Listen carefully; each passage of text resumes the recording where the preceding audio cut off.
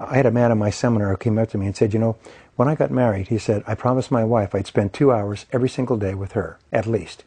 And if I was away, I'd make it up to her. If I was gone, I'd be on the phone. He said, when we had our first children, I promised her I'd spend 3 hours every single day with my family. He said, that was 21 years ago. He said, I've never missed a day. He said, you know what? It was the best decision I ever made in my life. I am making more money today than I ever dreamed I would make. I am successful. I'm happy. I'm highly respected amongst all the people that know me, and I have most wonderful family life. He said, that decision to spend that time with my family and then to organize my life and my work and everything around it changed my life. Best decision I ever made. Something to think about. The third area where you decide exactly what you want has to do with your health. Now, your goal today is to live to be 90 or 95 years old.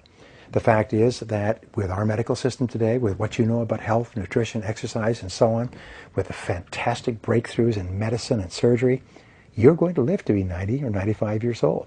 And the time to start thinking about it is now. So ask yourself, if my health was perfect, what would it look like? Physically, how much would I weigh? How fit would I be? How healthy would I be?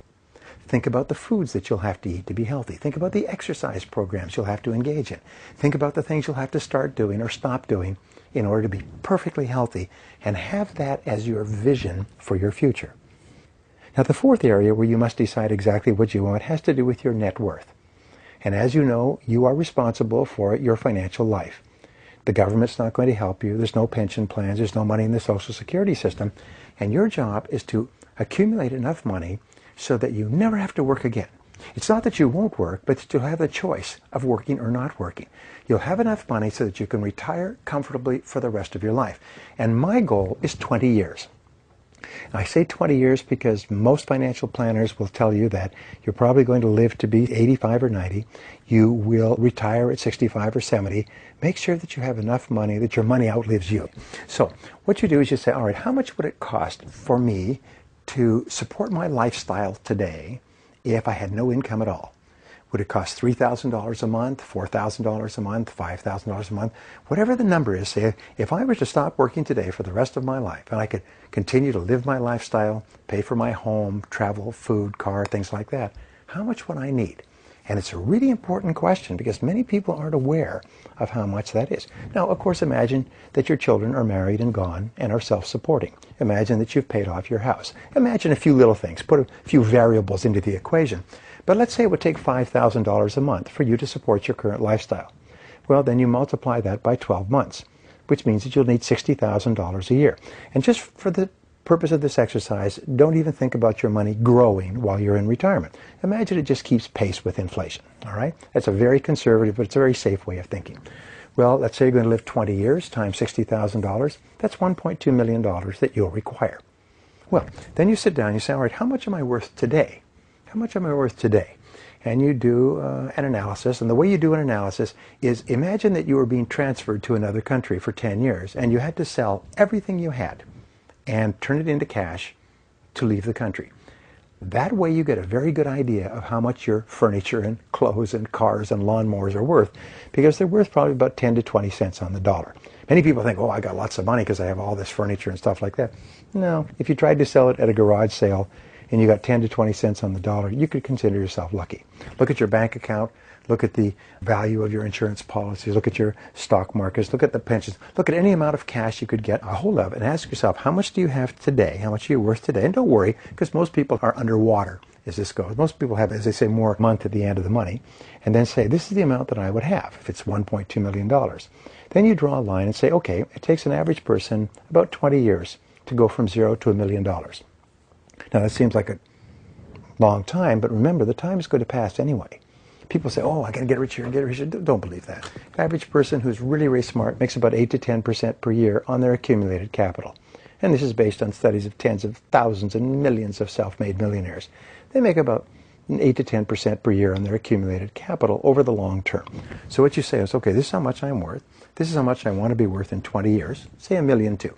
Say, how much am I going to have to earn and save every single year between now and 20 years from now? And then you make a plan. At the end of this year, I'll have to have this much. At the end of this year, I'll have to have this much. And you can do this with calculators. And now you have a clear target. This is where you want to end up in 20 years. This is where you want to be in 15 years, 10 years, 5, 4, 3, 2, 1, 9 months, 6 months, 3 months. And then what you do is every single month you focus on financial independence. And I'll tell you what, in interviewing tens of thousands of self-made millionaires, the one thing they all had in common was they began thinking about achieving financial independence very early in life. And as a result, they accomplished extraordinary things.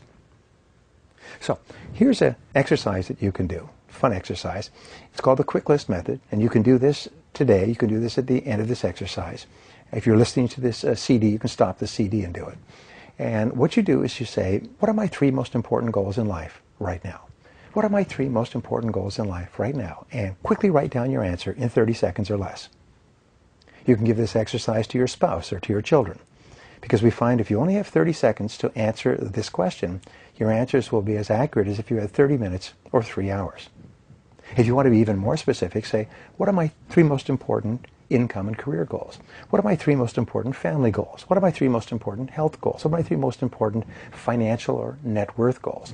And write them down. And that gives you a quick snapshot of what your true goals really are. Many people are quite amazed at the answers they come up to with this. I had a woman come up to me in tears at one of my seminars, and she was saying, well, I don't care about money. I care about people, and I care about life, and I care about love and happiness and everything. I don't really care about money. So I put her through a goal-setting exercise, of which this was part, and she came up at the break and she said, every single answer to every single question you asked, I kept writing money, money, money. She said, I've been fooling myself, and I finally realized it's only if I have enough money that I can do all those other things. Is that I need to become serious about my financial life. She said it changed her whole life. So once you have done the 3-goal method, now you have a pretty good idea. Now you sit down and you write down your goal. We know that only 3% of adults have written goals. You write down your goals and you make them clear, specific, detailed, and measurable. Later on in this session, I'm going to give you a goal-setting exercise. At this moment, what I want you to think of is when you write a goal, imagine that you're placing an order with a factory on the other side of the country. And you write out your goal so it's so clear that an average person getting this order in the mail can prepare your goal and send it to you, and you can open the box and it's exactly what you ordered. If your goal is written out clearly and specifically, if it's made measurable, a child should be able to tell you if you've achieved your goal or not. Now, the reason I tell you this is many people have goals. Well, I want to be rich, or I want to be thin, or I want to be happy, and I want to travel, I want to have a nice house, I want to have a new car. But these aren't goals. These are merely wishes. These are fantasies. These are dreams. We say a wish is a goal with no energy behind it. It's like shooting a cartridge with no powder in the cartridge. Most people go through life, 90% or more, shooting blanks because they think they have goals when all they have is wishes.